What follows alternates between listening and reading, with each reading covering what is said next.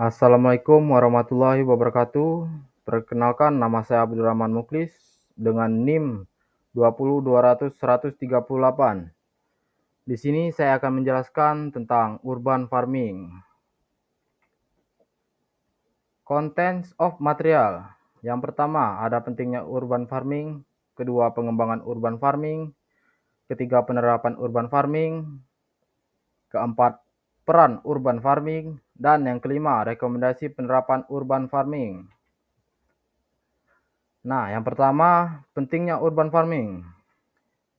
Urgensi urban farming meningkat sejalan dengan krisis ekonomi yang berdampak pada ketahanan pangan, khususnya bagi masyarakat kota yang miskin. Meningkatkan tekanan pada produksi sumber pangan, meningkatkan jumlah masyarakat kota miskin, serta agar tercipta lingkungan yang berkualitas dan sehat, maka pemerintah harus memperbaiki lingkungan. Salah satu program yang sedang berkembang dalam memanfaatkan lahan terbatas di perkotaan adalah urban farming atau pertanian perkotaan. Urban farming juga tidak terbatas hanya pada kegiatan pertanian saja, tetapi ada juga pada aktivitas peternakan. Pengembangan urban farming. Pengembangan urban farming yang berkelanjutan adalah pengembangan urban farming yang menggabungkan aspek lingkungan, sosial, dan ekonomi dalam pembangunan untuk mewujudkan lingkungan sosial dan ekonomi. Menurut Wahda dan Mariono pada tahun 2018, untuk urban farming berkelanjutan dibutuhkan kebijakan pembangunan yang menyeluruh dan efektif dengan mempertimbangkan hal-hal sebagai berikut. Yang pertama, ada luas tanah. Yang kedua, pengembangan teknologi ramah lingkungan dan komoditas. Yang ketiga, pemasaran atau tata niaga. Yang keempat, menjalin kerjasama dengan para pemangku kepentingan. Nah, yang ketiga, penerapan urban farming. Ada beberapa budidaya yang dapat dilakukan sesuai dengan konsep urban farming. Yang pertama, hidroponik. Hidroponik merupakan cara menanam dengan menggunakan air atau tanpa tanah, dengan memberikan unsur hara yang berisi unsur-unsur esensial yang diperlukan oleh tanaman untuk tumbuh dan dilakukan secara terkendali atau terkontrol. Yang kedua, aquaponik.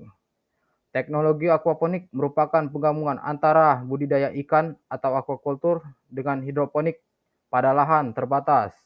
Sistem budidaya aquaponik ini tidak butuh tanah sebagai media tanam dan bahan lainnya. Nah, yang ketiga, ada budik damber. Budik damber atau budidaya ikan dalam ember merupakan sistem ikan dengan cara menebar ikan dan sayur dalam satu wadah dan pemeliharaan bersama-sama. Nah, yang keempat, peran urban farming. Program urban farming merupakan upaya untuk memenuhi kebutuhan pangan dan memanfaatkan lahan di perkotaan. Kehadiran urban farming di perkotaan maupun memberikan dampak positif dalam kebutuhan pangan dan berdampak ekonomi di wilayah perkotaan berikut. Nilai positifnya adalah aspek ekonomi, yang kedua aspek ekologi, yang ketiga aspek sosial, dan yang keempat aspek wisata dan edukasi. Nah, yang terakhir ada rekomendasi penerapan urban farming. Ada beberapa rekomendasi terkait dengan urban farming. Yang pertama, sumber daya lokal Indonesia kaya akan keanekaragaman hayati di setiap sumber daerah dengan berbagai jenis khasnya, sehingga praktik pertanian di perkotaan dapat digunakan sebagai sarana untuk memajukan sumber daya alam setempat.